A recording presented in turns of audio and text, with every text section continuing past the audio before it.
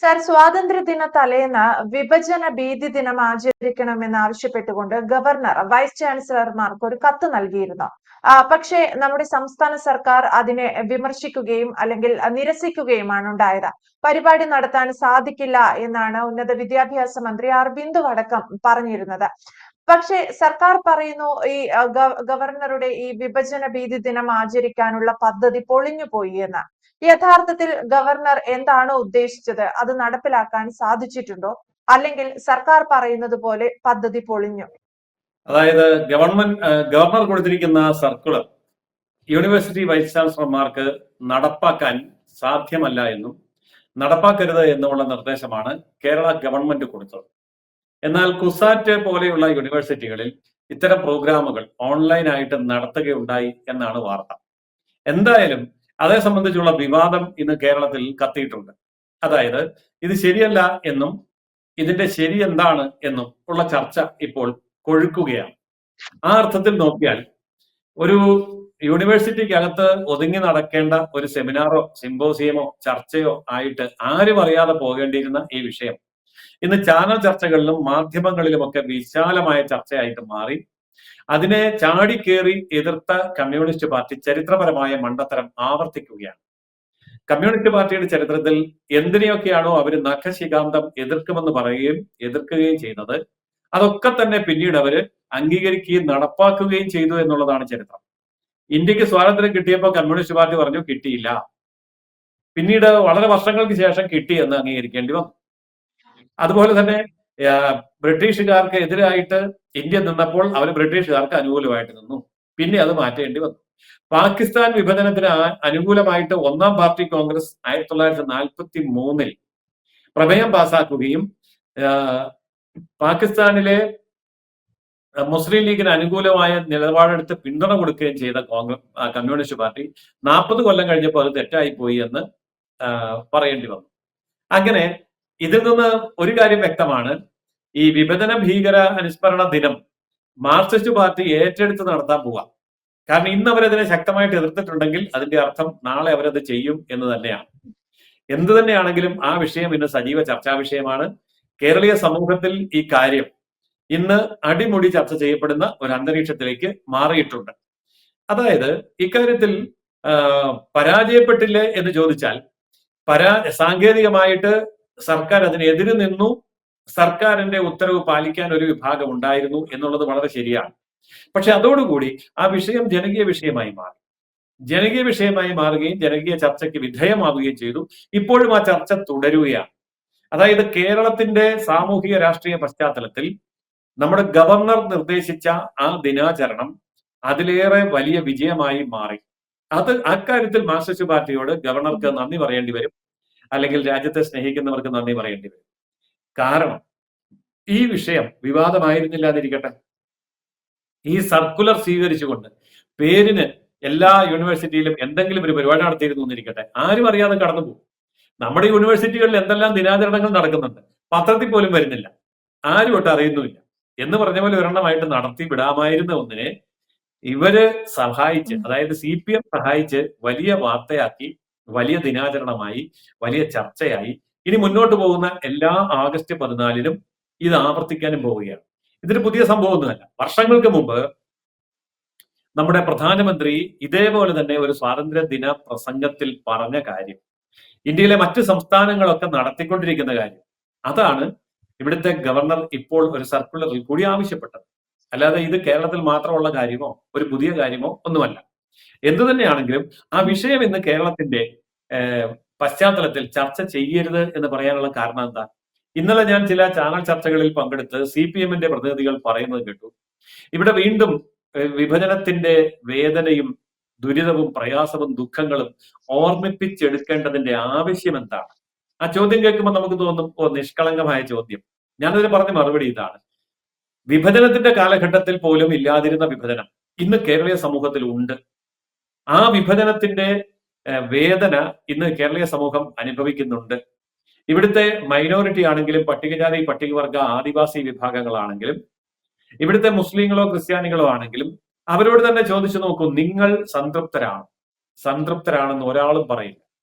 കാരണം ഇവരെയൊക്കെ വോട്ട് ബാങ്കുകളായി വിഭജിച്ച് വെച്ചിരിക്കുകയാണ്. അങ്ങനെ വിഭജിച്ച് വെക്കുമ്പോൾ അവർക്ക് നേട്ടമല്ലേ ഉണ്ടാകേണ്ടത്? പക്ഷെ നേട്ടം ഉണ്ടാകുന്നില്ല. പട്ടികജാതി പട്ടികവർഗത്തിന് വേണ്ടി അനുവദിച്ച തുക ഒരു പദ്ധതിയും നടത്താതെ തുകയായിട്ട് തന്നെ കൈലോട്ട് കൊടുത്താൽ ഓരോ ആദിവാസിക്കും 4 കോടി രൂപയെങ്കിലും കിട്ടും എന്നാണ് അതിന്റെ കണക്ക്. പക്ഷെ കൊടുത്തിട്ടില്ല. അതുപോലെ മതന്യൂനപക്ഷങ്ങൾക്ക് അവകാശങ്ങളുണ്ട് എന്ന് പറഞ്ഞ് ആനുകൂല്യങ്ങൾ കൊടുത്തു. ഏതെങ്കിലും ഒരു മതന്യൂനപക്ഷം പറയുമോ ഞങ്ങൾക്ക് കിട്ടിയ ആനുകൂല്യം ഞങ്ങൾക്ക് സന്തോഷമായി, ആവശ്യത്തിന് കിട്ടി എന്ന് പറയുമോ? പറയില്ലല്ലോ. അവരിപ്പോഴും സമരരംഗത്തല്ലേ, പോരാ പോരാന്നല്ലേ പറയുന്നത്. അപ്പോൾ എന്തിനാണ് ഈ വിഭജനം? അപ്പൊ സ്വാതന്ത്ര്യത്തിന് മുമ്പുണ്ടായ മതപരമായ രാഷ്ട്രത്തിന്റെ വിഭജനം ഇന്ന് മതപരമായും ജാതിപരമായിട്ടും ഇന്ത്യയിലെ അല്ലെങ്കിൽ കേരളത്തിലെ രാഷ്ട്രീയ സാമൂഹ്യ രംഗങ്ങളിൽ വിഭജിച്ച് നിർത്തിയിട്ട് ആർക്ക് എന്ത് നേട്ടമുണ്ടായി? ഇതാണ് ചർച്ച ചെയ്യപ്പെടേണ്ടിയിരുന്ന വിഷയം. അപ്പൊ ജാതിയുടെയും മതത്തിന്റെയും പേരിൽ ഒരു രാജ്യത്തെ വിഘടിച്ച് നിർത്തിയാൽ, വിഭജനം ഉണ്ടായാൽ എല്ലാവർക്കും നഷ്ടമാണ് എന്നുള്ള മെസ്സേജ് കൊടുക്കാൻ പറ്റിയ ഒരു അവസരത്തെയാണ് ഇവർ തട്ടിത്തെറിപ്പിച്ചിരിക്കുന്നത്. അതിന്റെ കാരണം ജനങ്ങളെ വിഭജിച്ച് നിർത്തുക, വിഭജിച്ച് ഭരിക്കുക എന്നുള്ളത് CPM-ന്റെ ഏറ്റവും വലിയ തന്ത്രമാണ്. ഇപ്പൊ ഞാനൊരു ഉദാഹരണം പറയാം. നമ്മുടെ ട്രേഡ് യൂണിയൻ ഏറ്റവും ശക്തമായി മുന്നോട്ട് കൊണ്ടുപോകുന്നത് CPM ആണല്ലോ. എന്നാൽ CPM ട്രേഡ് യൂണിയൻ പ്രവർത്തനം നടത്തുമ്പോൾ സമ്പന്ന തൊഴിലാളികൾക്കിടയിൽ മാത്രമാണ് ഇത് നടത്തുന്നത് എന്ന് നമ്മൾ ഓർക്കണം. ഒരു ദിവസം 2000 മുതൽ 4000 വരെ പ്രതിദിന ശമ്പളമുള്ള ഉന്നത ഉദ്യോഗസ്ഥന്മാരും അതുപോലെ തന്നെ 500 രൂപയെങ്കിലും വരുമാനമുള്ള ഒരു ദിവസം വരുമാനമുള്ള ചെറുകിട ഉദ്യോഗസ്ഥന്മാരും അല്ലാതെ അസംഘടിത മേഖലയിൽ ഒരു ദിവസം 100 രൂപ 200 രൂപ വരുമാനമില്ലാത്ത പാവങ്ങളുടെ ഇടയിൽ ഒരു യൂണിയൻ പ്രവർത്തനവും ഇല്ലല്ലോ. അതിന്റെ കാരണം എന്താണ്? അവിടെയും വിഭജിച്ച് നിർത്തിയിരിക്കുകയാണ്. ഇപ്പൊ ഉദാഹരണം പറഞ്ഞാൽ വീട്ടുജോലിക്കാർക്ക് യൂണിയൻ ഇല്ല. CBSE സ്കൂളിൽ 3000, 4000, 5000, 8000 രൂപ ശമ്പളം മേടിക്കുന്ന ടീച്ചർമാർക്ക് യൂണിയൻ ഇല്ല. സാരിക്കടയിൽ രാവിലെ 7 മണിക്ക് കയറിയാൽ വൈകിട്ട് 10 വരെ നിന്നുകൊണ്ട് ജോലി എടുക്കുന്ന പാവപ്പെട്ട പെൺകുട്ടികൾക്ക് യൂണിയൻ ഇല്ല. ഇങ്ങനെ നിരവധി മേഖലകൾ ചൂണ്ടിക്കാണിക്കാൻ പറ്റും. സമയക്കുറവുകൊണ്ട് ഞാൻ ആ ലിസ്റ്റ് വായിക്കുന്നില്ല. അങ്ങനെ വലിയൊരു മേഖല ഇവിടെ യൂണിയൻ ഇല്ല. അവർക്ക് ട്രേഡ് യൂണിയൻ ഇല്ല. തൊഴിലാളിക്ക് യാതൊരു വിധത്തിലുള്ള സംരക്ഷണവും ഇല്ല. അതിന്റെ കാരണം എന്താ? കാശുള്ള തൊഴിലാളികളെ മാത്രമേ സംഘടിപ്പിക്കുകയുള്ളൂ. അങ്ങനെ കാശുള്ള തൊഴിലാളികളെ മാത്രം സംഘടിപ്പിച്ച് വിഭജിച്ച് മാറ്റി നിർത്തി അവർക്ക് NGO union, gazetted officers union, അങ്ങനെ പല പല ഓഫീസേഴ്സ് യൂണിയൻ, ഇതെല്ലാം ചെയ്തതിന് ശേഷം ഇവരെ പിരിക്കുകയാണ്. CITU എന്ന് പറയുന്ന CPM-ന്റെ ട്രേഡ് യൂണിയൻ അതിന്റെ അഫിലിയേറ്റഡ് സംഘടനകളിൽ നിന്ന് ഒരു വർഷക്കാലം നടത്തുന്ന പിരിവ് എത്രയാണെന്നറിയാവോ? 300 കോടി രൂപ. ഈ 300 കോടി രൂപ ഇവിടുത്തെ പാവപ്പെട്ടവന്റെ രക്തം ഊറ്റിയെടുത്ത് തടിച്ചു കൊഴുത്ത് വളരുമ്പോൾ ഈ വിഭജനം എന്ന് പറയുന്നത് കേവലം ഇന്ത്യ പാകിസ്ഥാൻ വിഭജനമല്ല. ആ വിഭജനം ഇന്നും തുടരുകയാണെന്നുള്ള വിഷയം ചർച്ച ചെയ്യപ്പെടും. അത് ചർച്ച ചെയ്യപ്പെട്ടാൽ CPM-ന്റെ അടിത്തറ പൊളിയും, കോൺഗ്രസിന്റെയും അടിത്തറ പൊളിയും. അതുകൊണ്ട് അത്തരം ചർച്ചകളൊന്നും വേണ്ട എന്നാണ് പറയുന്നതിന്റെ അർത്ഥം. മറ്റൊരു വശത്തേക്ക് വന്നാൽ ഇവിടുത്തെ പട്ടികജാതി, പട്ടികവർഗ, പിന്നോക്ക, ദളിത്, ആദിവാസി വോട്ട് ബാങ്ക് രാഷ്ട്രീയം ഉണ്ടല്ലോ, അവരെയും ഭിന്നിപ്പിച്ച് നിർത്തിയിരിക്കുകയല്ലേ. അവരുടെ ഇടയിലും പല പല യൂണിയനുകളും സംഘടനകളും ഉണ്ടാക്കി പിരിവ് നടത്തുക. ഇനി മറ്റൊരു സംഗതിയാണ് ക്ഷേമനിധികൾ. ഇവിടെ എണ്ണിയാലൊടുങ്ങാത്ത ക്ഷേമനിധിയുണ്ട്.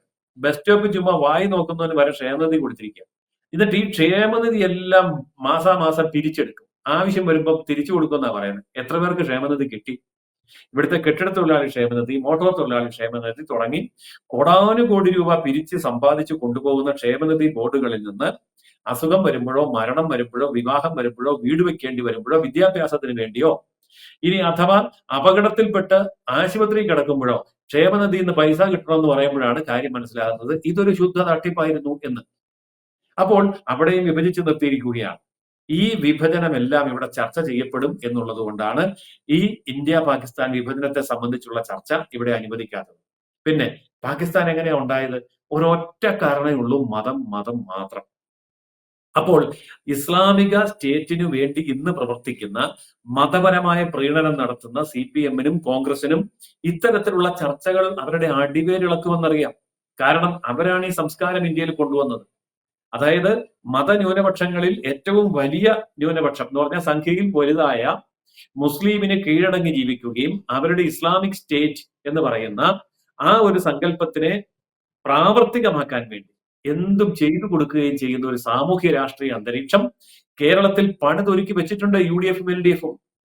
അതുകൊണ്ട് അവരെ സ്പർശിക്കുന്ന ഒരു ചർച്ച വന്നു കഴിഞ്ഞാൽ ഇവർക്ക് പേടിയാണ്. അവരെ സംരക്ഷിക്കേണ്ട ചുമതല ഇവർക്കുണ്ട്. അതുകൊണ്ടാണ് ഈ ചർച്ച വേണ്ട, ഈ ഒരു ദിനാചരണം വേണ്ട എന്ന് പറയാൻ കാരണം. പക്ഷെ അഖിലേന്ത്യാ തലത്തിൽ ഈ ദിനാചരണം നടക്കുന്നുണ്ട്. ഏതായാലും കേരളത്തിൽ ഇവർ എതിർത്തത് കൊണ്ട് ഈ ദിനാചരണം ശക്തിപ്പെടും എന്നുള്ളത് ഉറപ്പാണ്. ഇത് വ്യാപകമായി ചർച്ച ചെയ്യപ്പെടും എന്നുള്ളത് ഉറപ്പാണ്. പിന്നെ ഒരു 10-20 കൊല്ലം കഴിയുമ്പോൾ ഈ CPM ഈ ദിനാചരണവുമായിട്ട് ഫ്ലെക്സ് ബോർഡും വെച്ച് ബക്കറ്റ് പിരിവുമായിട്ട് ഇറങ്ങും എന്നുള്ളതും ഉറപ്പാണ്. തീർച്ചയായും ജയസൂര്യൻ സാർ അവസാനം പറഞ്ഞ അതിന് എന്തായാലും ചാൻസ് ഉണ്ട്. കാരണം എന്തൊക്കെ വേണ്ടെന്ന് പറഞ്ഞിട്ടുണ്ടോ പിന്നീട് അതിനെയൊക്കെ സ്വീകരിച്ച് അതൊക്കെ തങ്ങളുടെ നേട്ടങ്ങളാക്കി മാറ്റുന്ന ഒരു പൊതു സ്വഭാവം CPM-ന് കേരളത്തിൽ ഉണ്ടായിട്ടുണ്ട്. പല വിഷയങ്ങളും പല സംഗതികളും പല സിസ്റ്റവും അവർ വേണ്ടെന്ന് പറഞ്ഞിട്ട് പിന്നീട് അവര് തന്നെ ആ പദ്ധതി പ്രാക്ടിക്കലാക്കി വിജയകരമായി ഇപ്പോഴും കൊണ്ടുപോകുന്ന കാഴ്ച നമ്മൾ പലതവണ കണ്ടിട്ടുള്ളതാണ്. കമ്പ്യൂട്ടറുകൾ ഉൾപ്പെടെ അതുപോലെ ആവാനേ വഴിയുള്ളൂ. എന്തായാലും വ്യക്തമാണ്. Thank you Jayasuryan sir.